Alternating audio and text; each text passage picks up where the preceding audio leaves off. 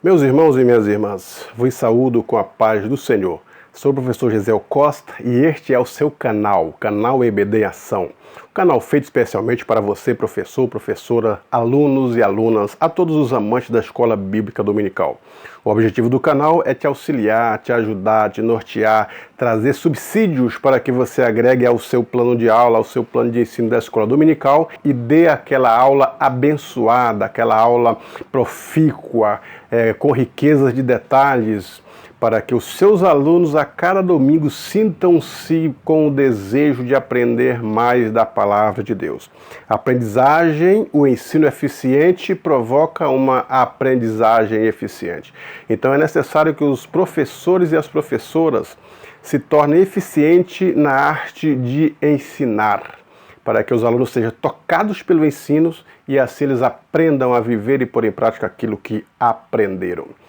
Quero agradecer a você que é inscrito no canal, te agradeço pela tua inscrição, te agradeço pelo like, te agradeço pelo compartilhamento. Sempre que posso eu estou ali respondendo os comentários dos inscritos no canal. E você que está acessando pela primeira vez o canal EBD em Ação, ainda não é um inscrito? Corra, venha, inscreva-se. Tem uma tarja vermelha com letras brancas escrito inscrever-se. Clica nela, aí você tornar-se-á um inscrito. Tornando-se um inscrito, você vai assistir os vídeos do canal. Se gostar dos vídeos do canal, dê bastante like dizendo gostei. Aí você pode comentar, compartilhar, divulgar nos grupos, fazer bom uso desse trabalho que está disposto aí no canal EBD em Ação. Você também pode ativar o sininho, porque quando você clica no sininho e ativa o sininho, você é notificado quando eu posto vídeo novo. Todas as semanas eu estou postando vídeos novos. E se você ativar o sininho, você recebe em primeira mão, vai receber uma notificação como se alguém estivesse dizendo, corra no canal porque tem vídeos novos. E você vai assistir esses vídeos novos em primeira mão. Depois você pode acessar os vídeos de trimestres passados, do ano passado.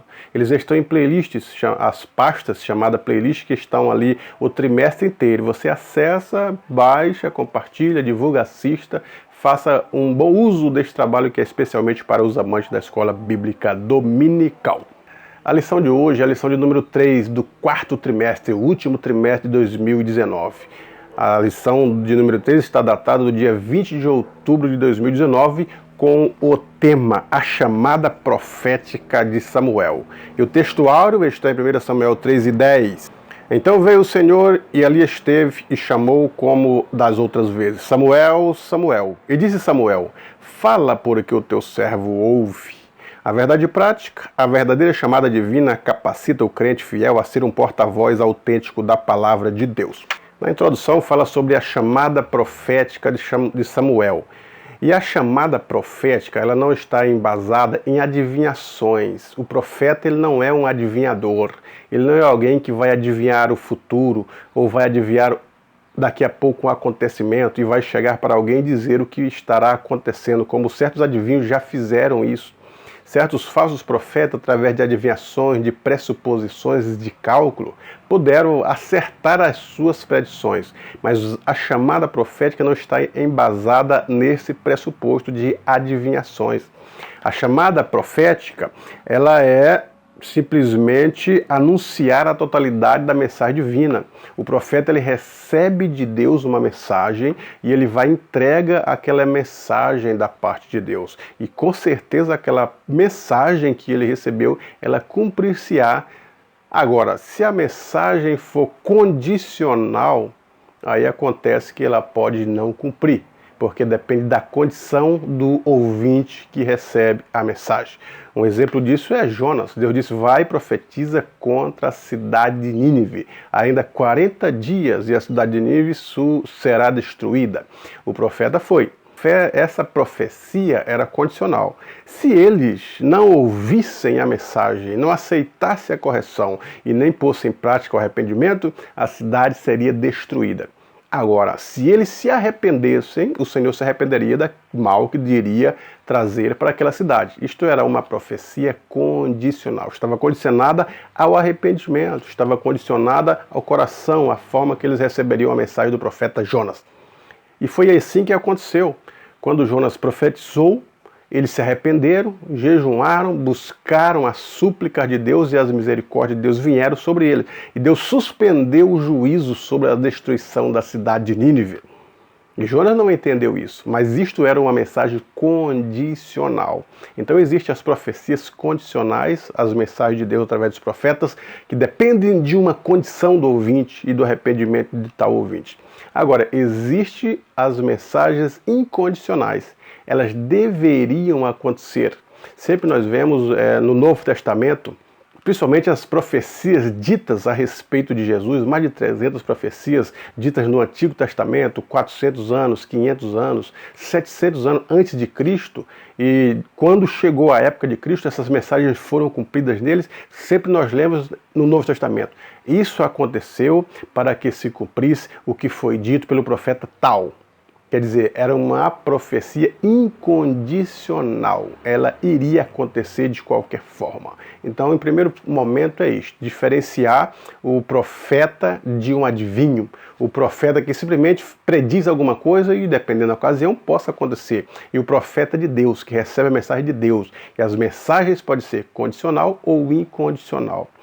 E devemos também, nesta lição, os professores e as professoras abordar a questão do sonho. Deus fala através de sonhos? Sim. Ele mostra através de sonhos? Sim. Revela a sua vontade através dos sonhos? Sim. Agora, existem os sonhos, que são sonhos reais que Deus mostra, querendo a bênção, querendo falar com alguém. Existem os sonhos, como a Bíblia diz, que às vezes são por causa das tribulações do dia, das angústias do dia, do cansaço do dia, sonhamos. E existem sonhos que são simplesmente projetos. Há sonhos e há sonhos. Nem todos os sonhos são a revelação de Deus, são uma profecia de Deus para a nossa vida. E nem todos os sonhos são consequências do cansaço divino. E há sonhos naturais e há sonhos que nós projetamos, queremos, o sonho de um futuro melhor. Então fazer essa diferenciação entre os sonhos e os sonhos. Agora o profeta Jeremias diz assim, nós devemos contar o sonho como sonho. Aí cabe a interpretação, cabe as pessoas que têm o discernimento de espírito para dizer se o sonho é uma mensagem divina, se o sonho é pelas agrúrias da vida ou se o sonho simplesmente é um sonho natural. No primeiro tópico, nós temos definindo o profeta em Israel e a menção do profeta no livro. Então, já dizendo sobre Samuel, a questão de Samuel, ele tinha o seu tríplice ministério, profeta, sacerdote, e julgava Israel, então era juiz também. Ele era como se fosse um porta-voz de Deus. A situação de Samuel aqui, Deus está concluindo o ministério do profeta Eli por causa de uma série de erros, de tolerância e de consequências que nós vamos estudar a respeito de Eli e dos seus filhos, que também eram sacerdotes, e iniciando um ministério profético através de Samuel. Então a definição de profeta em Israel era exatamente isso, era o porta-voz de Deus. Hoje nós temos o porta-voz da presidência da República, aquele que ouve o que o presidente quer transmitir e vai lá e fala na íntegra, talvez esteja até escrito para não acrescentar nada do que o presidente quer falar à nação, ou falar aos jornalistas, ou dar qualquer depoimento. Assim também é o profeta divino, ele ouve de Deus. E o profeta ele tem a possibilidade de entregar somente aquilo que Deus quer que ele fale. Ou às vezes o profeta, por conta de si próprio, ele fala aquilo que Deus não falou, ou omite aquilo que Deus havia falado, diminuindo então assim o conteúdo da mensagem. Mas o profeta fiel a Deus, ele fala exatamente aquilo que Deus mandou. O profeta íntegro, ele fala a sua mensagem na íntegra, é o porta-voz. Ele tem de Deus a intimidade para dialogar com Deus, saber a vontade de Deus e através da sua fidelidade e através do seu ministério, transmitir de fato aquilo que Deus quer que a nação ouça e aprendam e se posicionem a respeito da mensagem divina. A definição de profeta no Antigo Testamento era exatamente aquele que sabia a vontade de Deus e transmitia a íntegra a vontade de Deus. O profeta, como porta-voz, ele sabia o que Deus queria para a nação. Ele, no lugar de Deus, chorava como Jeremias muitas vezes chorou assim como Cristo chorou por ver a nação errantes como ovelhas que não têm pastor. Jeremias era chamado profeta chorão porque sabia que a nação de Israel estava em caminhos tortuosos, e ele tinha o mesmo sentimento do Senhor Deus para com Israel, e ele chorava por ver Israel desgarrado, não obedecendo o seu chamado, ignorando as profecias que Deus falava, ignorando a palavra de Deus. Então é exatamente isso o ministério profético no Antigo Testamento, o porta-voz que sente, o porta-voz que fala na íntegra, o porta-voz que intermedia entre o povo e Deus. Esta era a função do ministério profético. Foi exatamente com Samuel que começou a questão da unção de reis, porque antes não havia reis, lógico. O primeiro rei, ele aparece no cenário de Israel com a ação de Samuel. O povo olhou as demais nações e percebeu que todas elas tinham um rei. Israel tinha simplesmente Samuel, que era profeta e sacerdote e juiz. E eles então vieram a Samuel e disseram que queriam um rei para reinar sobre eles. Achando que fariam uma coisa boa, fizeram uma coisa má, porque Deus falava diretamente através do profeta. E nós observamos que a monarquia falhou por diversas vezes. E Samuel ficou entristecido com aquele pedido. E o Senhor disse, olha, eles não estão te rejeitando a ti, Samuel, estão rejeitando a mim, porque era Deus quem falava diretamente com o povo através do seu porta-voz, que era profeta, que era o Samuel.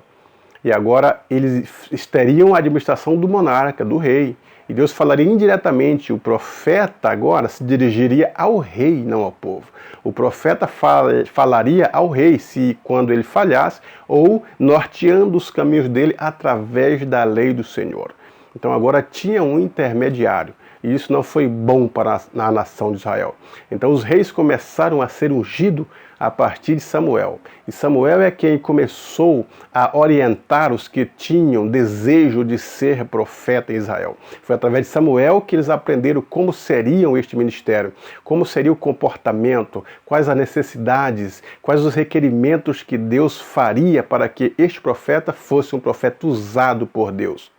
E a maioria desses profetas, depois de Samuel vieram outros profetas, eles também assistiam durante ou diante do trono do rei de Israel e muitas vezes eram escribas. Além de nortear o rei na palavra, além de receber de Deus direção para direcionar os reis, eles também eram escribas, anotando a história de tais reis, assim como foi com Samuel, assim como foi com Natã, que era profeta, e Gate também. Eles desenvolveram esse ministério de escriba, de estar assistindo diante do rei, além de dirigi-los na palavra de Deus, na vontade de Deus, eles registravam os acontecimentos do reinado de tais reis. Tópico 2, nós temos o desenvolvimento do ministério profético de Samuel.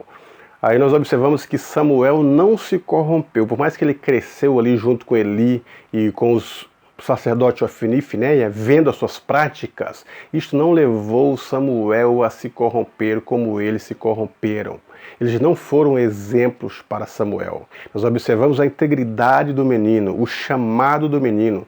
A Ana, a mãe de Samuel, entregou ele para Eli e ela orava para que ele fosse um servo de Deus. Os votos de Ana agora estavam produzindo resultados, estavam produzindo frutos, porque ela foi fiel a Deus. E aquilo que ela tinha, que era o seu maior tesouro, era o filho, que lhe dava o direito de dizer que era próspera, que lhe dava o direito de dizer que era mulher feliz. O menino que tirava a sua vergonha de andar pelas ruas e participar de qualquer evento, porque agora era mãe de filhos, e a mãe de filhos era uma mulher feliz, uma mulher que não tinha vergonha, e ela abdicou de tudo isso e deu o maior tesouro para o Senhor Deus, sendo fiel a Deus e orando pelo menino e ensinando nos caminhos do Senhor. Deus honrou o voto de Ana, preservou Samuel ileso das corrupções que os filhos de Eli praticavam, dos pecados que Eli praticavam. Samuel não aprendeu estes pecados, Samuel não tomou como exemplo Ofni e Finéias, Samuel estava separado para Deus. A ideia de santidade é exatamente essa, separação. Quando nós somos separados do mundo, nós viemos para o reino do Filho do amor de Cristo. E aqui somos santos, quer dizer, somos separados, pensamos diferente do mundo, praticamos atitudes diferentes das que o mundo pratica, temos uma visão diferente chamada cosmovisão cristã.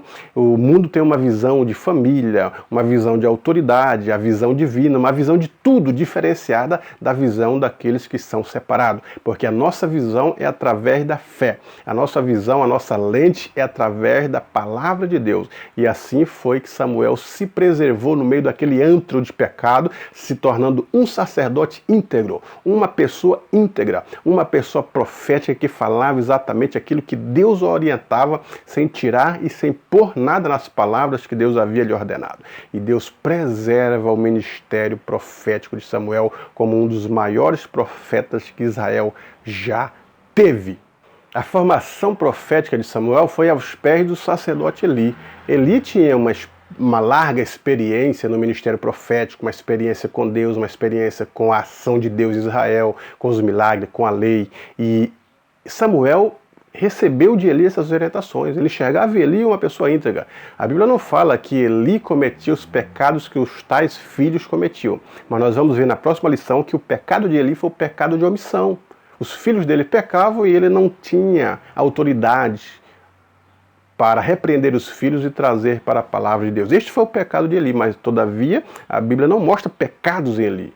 Então, através desta vida ilibada, foi que Samuel teve as suas orientações. Meu irmão e minha irmã, todos nós temos alguém que nos oriente na palavra de Deus. Os pais na fé, as mães na fé. Somos discípulos de Cristo. Como Paulo diz, sede meus imitadores como eu sou de Cristo. Então sempre tem alguém que são um norte para cada um de nós. Ninguém faz nada sozinho, ninguém alcança nada sozinho. Sempre precisamos de orientações. Sejam os pais, sejam os líderes, sejam os pastores, seja alguém íntegro para a formação do nosso ministério. Assim como Paulo aprendeu aos pés de Gamaliel, assim como Timóteo aprendeu aos pés de Paulo, Samuel aprendeu aos pés de Eli. A formação do ministério profético foi embasada na experiência de alguém que tinha larga experiência com Deus e com a sua lei e com o povo de Israel. Nós observamos que quando Deus chama Samuel pela primeira vez, Samuel, Samuel, ele corre para Eli, dizendo, eu estou aqui porque me chamaste. Observe que ele tinha disposição para ouvir. E quando ele deu os conselhos para ele, não, quando alguém te chamar Samuel, Samuel, você diga, eis-me aqui, meu Senhor. E ele pôs em prática. Então Samuel tinha disposição para ouvir, o que muitos não têm disposição para ouvir. Não querem assentar para ouvir conselhos, não querem assentar para aprender com seus pastores. Por mais que seus pastores não tenham conhecimento teológico, ele tem experiência de Deus, tem intimidade com Deus, tem ensino e lições para ensinar para você. Os nossos líderes podem não ser doutores em faculdades, mas sim, pode ser servo de Deus autêntico que tenha algo para amadurecer o nosso ministério. E a disposição para pôr em prática. Nós precisamos praticar aquilo que nos é ensinado. Os nossos líderes, os nossos pastores, os nossos pais, alguém na nossa formação cristã, eles têm uma influência divina, porque é assim que é chamado na Bíblia. Alguém que está sobre a cobertura espiritual de alguém, aquelas pessoas responsáveis por te ensinar da parte de Deus, ouvir de Deus e te ensinar a palavra e você pôr em prática aquilo que aprendeu. Nós precisamos hoje ouvir. A Bíblia diz, quem tem ouvido, ouça o que o Espírito diz às igrejas. E aprendendo a ouvir, aprendendo a praticar, aprendendo a obedecer aquilo que foi ensinado, aí a nossa formação, o nosso caráter espiritual está sendo formado. Esta é a lição que Elias está dizendo para nós. E ainda nesse segundo tópico fala sobre a disciplina de Samuel. Qual foi a disciplina de Samuel? Respeito e temor. Ele respeitava o profeta Elias e temia a Deus. Tinha respeito com as coisas de Deus e temia a Deus. Então a educação que Samuel recebeu, tanto da mãe quanto do profeta Elias, formou e forjou a caminhada dele de uma forma que Deus se agradou desse tipo de atitude de Samuel, que usou-o poderosamente. Observe como que é importante você ou nós ensinar os nossos filhos no caminho do Senhor, no temor do Senhor, no respeito e na educação cristã. Eles aprendem, é isso que a Bíblia diz, ensina o menino no caminho que deve andar. Para os filhos de Israel, em Êxodo 3, Deus disse, olha, essas palavras que eu te ordeno, delas falarás aos teus filhos, assentado, levantando, andando pelo caminho, deitado, a levantar-se, passando, escreva na mão, escreva nos umbrais da porta, porque passando alguém tem que ver essa palavra, inculca elas. Então é assim que a Bíblia ensina para a educação dos filhos. Samuel aprendeu com a mãe, aprendeu com Eli, era um menino educado, sabia do temor, sabia do respeito e pôs em prática aquilo que aprendeu, porque é isso que a Bíblia diz, formou o seu caráter, homem temente a Deus se tornou um dos maiores profetas em Israel. Com essa atitude de Samuel, ele impacta a sua geração de profeta. Várias escolas de profetas surgiram, principalmente no ministério do profeta Eliseu, profeta Elias, por causa de todos que queriam essa intimidade que eles tinham, esse poder que eles tinham, através do Espírito de Deus, de ser uma pessoa ilibada, que todos olhavam e diziam, ali há um profeta de Deus. De tal forma que foi isso que orientaram a Saul. Vai ao profeta Samuel que ele te dirá aonde estão essas jumentas. Eles tinham a certeza que o profeta tinha uma resposta para a nação. Meu irmão e minha irmã, assim como Samuel tocou a sua geração, os nossos filhos, as pessoas que estão sob a nossa liderança, ser ensinada de acordo com a palavra de Deus, por isso a necessidade da escola dominical, eles tocarão as gerações, transformarão suas gerações, terão influência sobre elas, as pessoas desejando ser pessoas que sejam usadas pelo Espírito de Deus através da palavra. O terceiro tópico é o ministério profético na atualidade, aí falamos sobre o dom da profecia. Na atualidade não existe alguém consagrado a profeta, ungido especificamente a profeta, que tem um ministério somente de profeta. Alguém que na atualidade, no Novo Testamento, vamos dirigir a ele para que ele prediga o futuro, para que fale alguma coisa sobre a nossa vida. Mas temos sim a profecia, ou o dom de profecia. E o dom de profecia, ele não é de ninguém, ele é da igreja.